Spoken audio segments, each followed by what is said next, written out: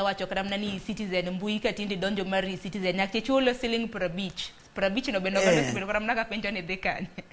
kata kamano Nyafuanga kod onge weche mutendre kod visa ing'e ka sani bende jatend piny osetimo limbe e pinje madi mohewa wacho ni 40 to kotimo limbe e pinje maket kod magi piny Kenya to biro bedo ka yudo ber mane nikech kinde ka kinde inyiso ni ber biro bedo ka wuok nikech koro mae kinde ma bende koro nene duoko lwedo kuom ranyisi ka koro inyiso ni koro oyaw visa kadamna donje pacho ka maonge kod visa pinje ma bende kadamna jatend piny Kenya osetimo limbe gin bende giyawnwa koso wane mwayawne pinje duto to kadamna pinje ma jatend piny Kenya sero kata mana weche mutendre kod keto mwandu gin to giyawnwa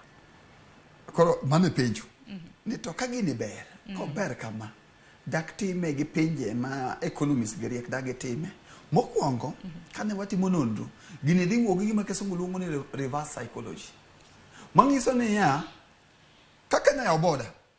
ngata nyalo donjo donge wakete at face value koro wawe kete ni verification online cha koro wakete kete free ni Kenya koro oya oboda koro when identity kende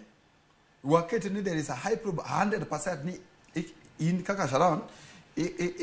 serikal ichuma na identity ni tichopo koro wakete ni 100%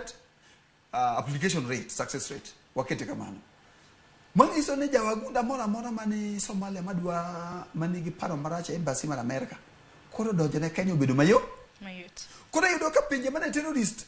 pinje mane kelo tourist Kenya ka koro ngiso ji ne bed motang koro advisory chi bed motang e piny mar Kenya nikech Kenya osaketo yore ne magarita kwe koro nyap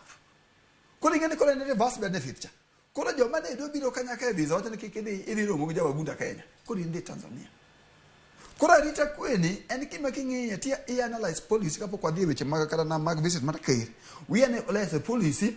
vertical and horizontal joma biro makelo nwa visa Kenya kage makelo nwa pesa Kenya kage wadwa ng'ado pesa mar visa mondo ji donj Kenya kama ng'eny koso donjo Kenya kama ng'eny what is the impact in security odhi kelo rocho weche mag security nade to weche mag security ni be biro yiene tourist kata tour company kel ji Kenya ka now ker kado wuok ne dhi wuoth pinje maoko mar loso uhusiano mar piny Kenya gi pinje maoko gik motimo Kenya tim gi ambassador